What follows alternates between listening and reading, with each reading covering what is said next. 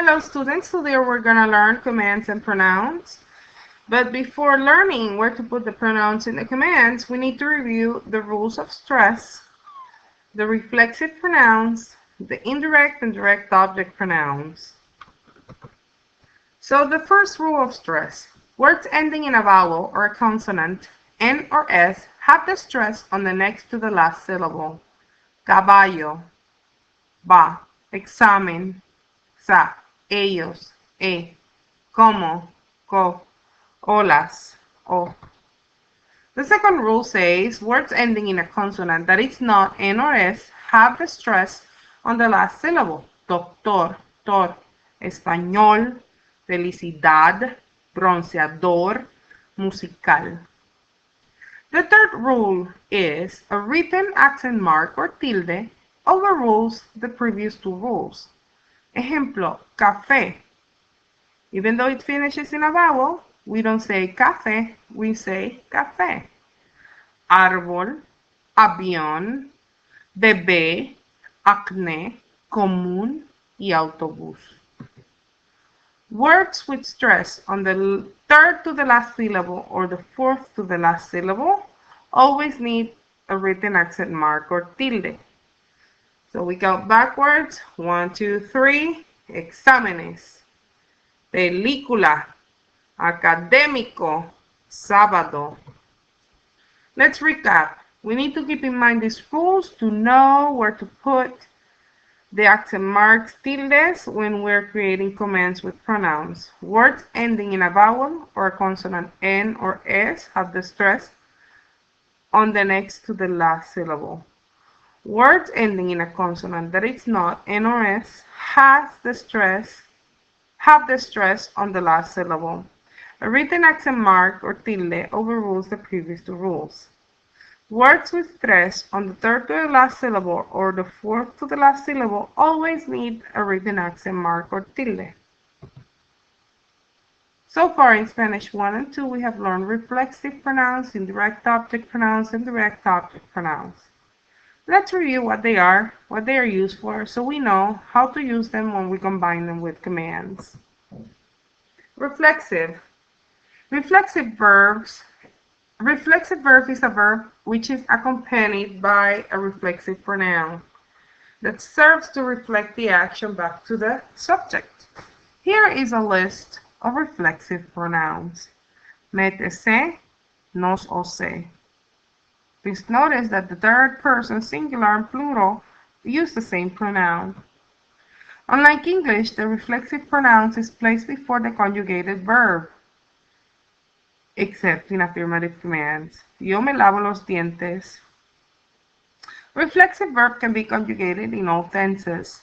If we're changing the tense and not the subject pronoun, the reflexive pronoun remains the same regardless of the tense of the verb, only the verb form changes. Yo me lavo los dientes, that's present tense. Yo me lavé los dientes, that's perfect. Ayer. Yo me lavaba los dientes, that's imperfect. Y yo me voy a lavar los dientes, that's ir plus a plus infinitive. Indirect object pronouns are used with verbs of exchanging. Verbs like giving something to someone, or saying something to someone, or buying something for someone, or selling something to someone, or advising something to someone.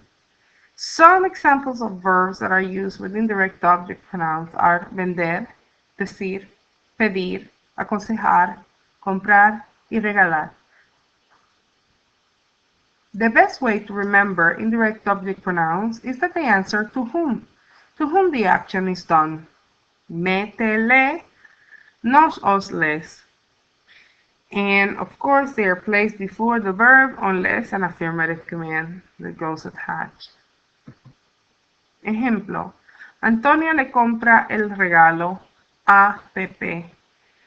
Antonio le compra el regalo. See? To whom the action is done? For Antonio. Antonio is singular third person pronoun and we substitute it by le. Le gets placed before the conjugated verb. You will know most of the time to whom because you will have a personal A indicating to whom, a Pepe. Segundo ejemplo. La maestra explica la información a los estudiantes. La maestra les explica la información.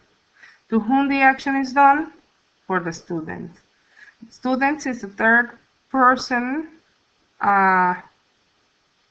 plural, and we'll get the third person plural pronoun. So we substitute it by les. Les gets placed before the conjugated verb. Again, to whom? A los estudiantes. Your hint is that personal A. Direct object pronouns. When we are referring to things already mentioned, you use the direct object pronouns. Why do we need to use them? So we don't have to repeat the whole object again, and it's an easier way to shorten speech and understanding.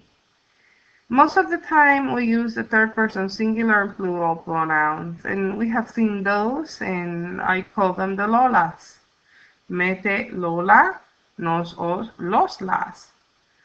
And of course, direct object pronouns are placed before the verb except in affirmative commands. Ejemplo.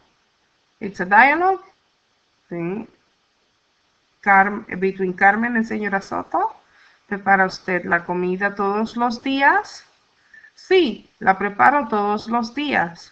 Please notice that this is a dialogue and our object is la comida. Comida is singular and feminine, so it gets substituted by la. La is placed before the conjugated verb unless the verb is an affirmative command. One more ejemplo. Pepe y Rosa. Rosa, ¿te gustan los huevos fritos? No, nunca los como. Please notice that our object is los huevos fritos. Los huevos fritos is plural masculine, so it gets substituted by los. Los is placed before the conjugated verb unless the verb is an affirmative command. Pronouns and commands, affirmative commands. When we have an affirmative commands with pronouns, all the commands, it can be tú, usted, nosotros, or ustedes. The pronouns get attached to the command. Lavarse los dientes, it's a reflexive. We use a reflexive pronoun, and we would change that pronoun according to the person. For example, we have a to command. We know that it's present indicative, third person present indicative, lava, and then we attach the pronoun te because it's still a to command. Lávate. Usted command lávese because it's subjuntivo. Ustedes command subjuntivo también. Lávense los dientes. So ustedes son third person, and we know that the reflexive third person pronoun is se on both cases. But notice that lávate, lávese, and lávense have accent marks or tildes in la. In order to know where to put the tilde, we need to go to the pronunciation rules. Let's take the verb by itself, without the pronoun, lava. It finishes in a vowel, and according to the first rule of stress, the stress is going to be in the next to the last syllable, lava. When we add the pronoun, the stress is going to still be carried in that la. So it doesn't matter how many pronouns we put, we're still going to go by the command itself, okay? Now we have lávate. Now we need to comply with the fourth rule of stress that tells us that on the third to the last syllable or the fourth to the last syllable, we always need a written accent mark or tilde. So let's go backwards. Oops. 1, 2, 3. So lávate, it needs a tilde. Let's have an example with another type of pronoun. Let's imagine that you're telling an elderly lady, eat your soup. In a polite, respectful way, of course. Comer la sopa. We will need to use because it's an elderly lady. We need to use an usted command because we need to be polite. Usted command for comer is coma. Coma ends in a vowel, so the stress is in the next to the last syllable, co. La sopa will get substituted by la. It's an affirmative command, so by now you know that we attach the pronouns in an affirmative command, cómala. And then, since following the rules of stress, it gets carried, see, the stress gets carried even though we add the pronouns.